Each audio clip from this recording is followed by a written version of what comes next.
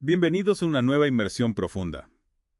En esta ocasión nos vamos a sumergir en las ideas del Cardenal Ratzinger.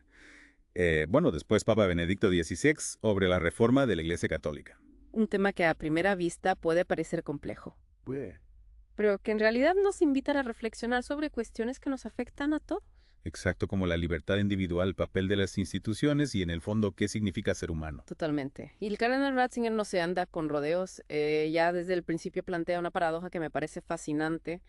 La iglesia es criticada tanto por ser demasiado mundana como por ser demasiado rígida. Es verdad, es como si nunca acertara, ¿no? Claro, lo que el cardenal identifica es esa tensión inherente a cualquier institución, la necesidad de encontrar un equilibrio entre la libertad individual y la pertenencia a un grupo. Ya veo entre el deseo de ser inclusiva y al mismo tiempo mantener su identidad. Exactamente.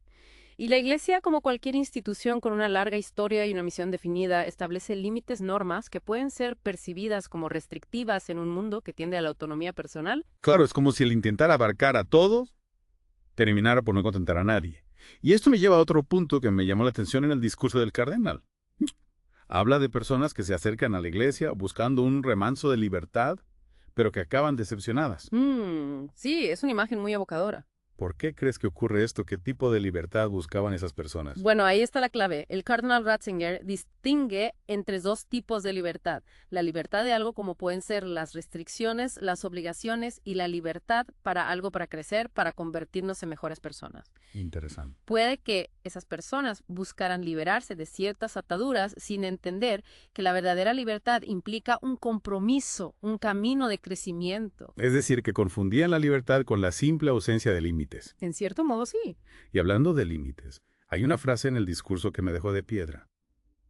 La iglesia no es una democracia. Ah, sí, esa frase es muy contundente. Suena un poco fuerte, ¿no? ¿A qué se refiere el cardenal con esta afirmación tan tajante? Pues lo que el cardenal Ratzinger argumenta es que importar las estructuras democráticas a la iglesia la haría demasiado humana, demasiado enfocada a lo popular o en lo que se puede lograr en el momento. Ya veo. Se perdería de vista la dimensión trascendente, su conexión con lo divino. Es decir, que la iglesia no debería guiarse por las modas o por lo que la mayoría opine en un momento dado. Exacto, sino por algo más profundo y permanente. Para explicarlo, utiliza una imagen muy potente, la del escultor Miguel Ángel. Ah, sí, la idea de que la belleza ya está presente en la piedra y el escultor lo que hace es liberarla, Exactamente. quitando lo que sobra.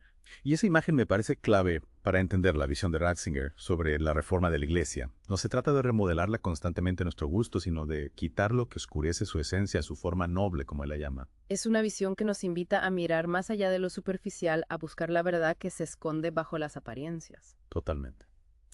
Volviendo al texto del cardenal, insiste en que la reforma más fundamental es la renovación de la propia fe.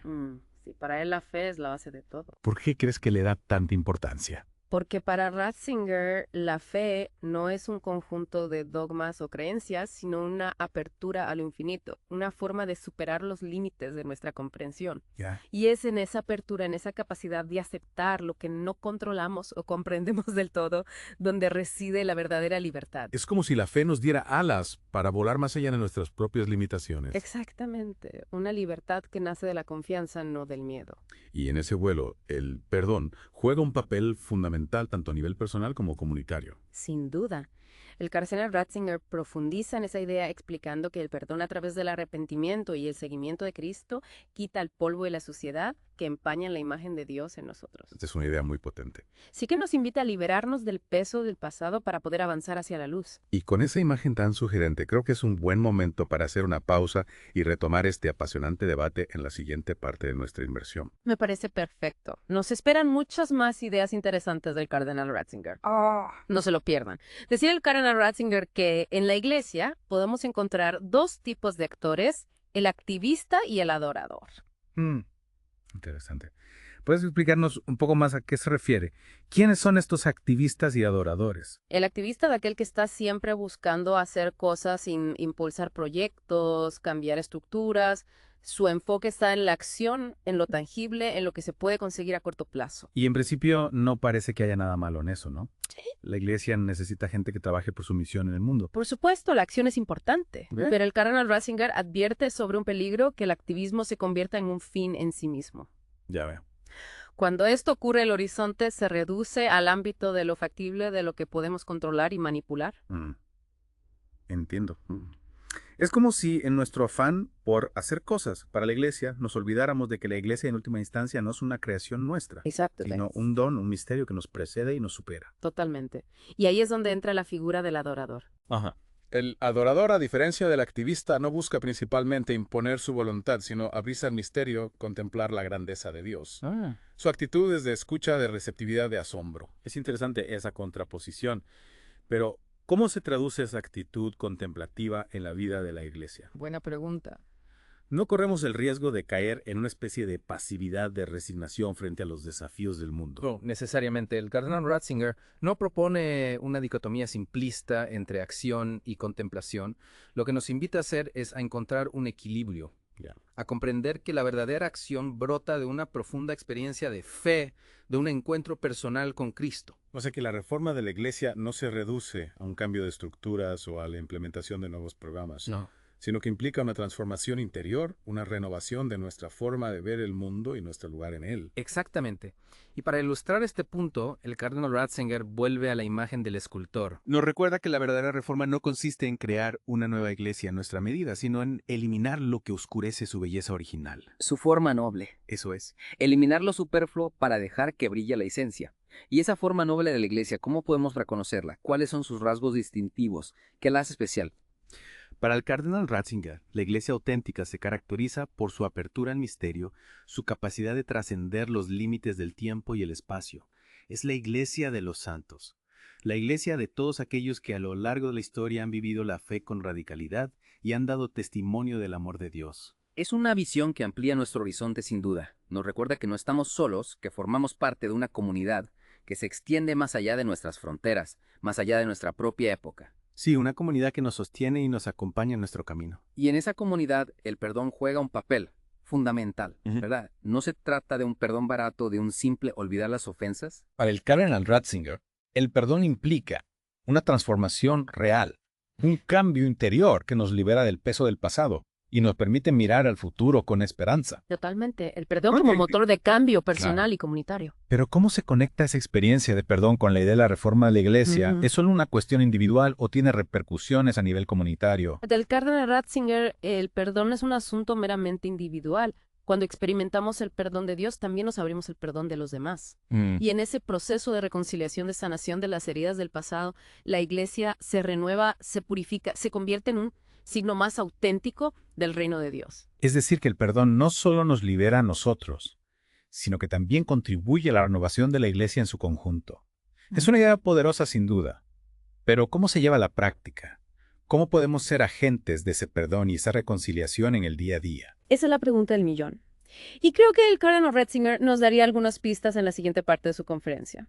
Así que no se muevan de ahí porque aún nos queda mucho por explorar. Y ya en la recta final de nuestra inmersión, me gustaría abordar un tema que a veces se pasa por alto cuando hablamos de la reforma a la iglesia, el papel del dolor y del sufrimiento. Sí, es un tema complejo sin duda. Solemos asociar la religión con la búsqueda de la felicidad o el consuelo frente al dolor. Pero para Ratzinger el sufrimiento no es un accidente o un error del sistema, sino parte integral de la experiencia humana. Ya vio. Y más aún puede ser una oportunidad de crecimiento, de purificación, de acercamiento a Dios. Es una perspectiva que nos desafía, ¿no? A ir más allá de la búsqueda del bienestar a toda costa. Exacto. Aceptar que el dolor forma parte de nuestra condición humana. Y que en esa fragilidad podemos experimentar la cercanía de Dios. Totalmente. Pero, ¿cómo conecta esta visión del sufrimiento con la idea de la reforma de la iglesia? ¿Qué implicaciones tiene para la comunidad en su conjunto? Pues para Ratzinger la iglesia no debe ser una burbuja que nos aísle del sufrimiento del mundo. Claro. Al contrario, la iglesia debe ser un espacio de acogida, de consuelo, de acompañamiento para aquellos que sufren. Y al mismo tiempo una voz profética que denuncie las injusticias que generan dolor y sufrimiento. Exactamente. Ser una iglesia que no se queda de brazos cruzados ante el sufrimiento. Así es. Y en este sentido, Ratzinger nos recuerda que la iglesia no se limita a aquellos que están físicamente presentes en un lugar y tiempo determinados. La iglesia es la comunidad de los santos. Sí. Una comunidad que abarca todos aquellos que a lo largo de la historia han vivido la fe con radicalidad y han dado testimonio del amor de Dios. Una comunidad que nos sostiene y nos acompaña en nuestro camino incluso en medio del dolor. Y dentro de esa comunidad, ¿qué papel juega María, la Madre de Jesús? Para Ratzinger, María es un modelo de discipulado a la que supo acoger la voluntad de Dios incluso en los momentos más difíciles. Su figura nos invita a confiar, a no perder la esperanza, incluso cuando las circunstancias sean adversas. Y ya, para ir terminando, volviendo al tema de la reforma, hay una frase del cardenal Ratzinger que me parece que lo resume todo a la perfección. La iglesia no se reforma, se convierte. Es una frase muy potente, sí. Nos recuerda que la reforma no es un proceso externo, una mera cuestión de cambiar estructuras o leyes, sino una transformación interior, un cambio de corazón. Un cambio que empieza en cada uno de nosotros. Exacto. Y en ese proceso de conversión, la gracia de Dios juega un papel fundamental. No somos nosotros quienes reformamos la iglesia, sino que es Dios quien nos transforma, quien nos renueva desde dentro. La invitación del cardenal Ratzinger es clara. No tengamos miedo a la reforma, no tengamos miedo a la conversión. Abramos nuestros corazones a la gracia de Dios y dejémonos transformar por su amor. Amén a eso. Y hasta aquí nuestra inmersión en las ideas del cardenal Ratzinger sobre la reforma de la iglesia. Esperamos que este viaje les haya inspirado, les haya desafiado a pensar de forma diferente y les haya animado a ser protagonistas de la renovación de la iglesia en nuestro tiempo. Muchas gracias por acompañarnos en esta aventura intelectual y espiritual. Hasta la próxima.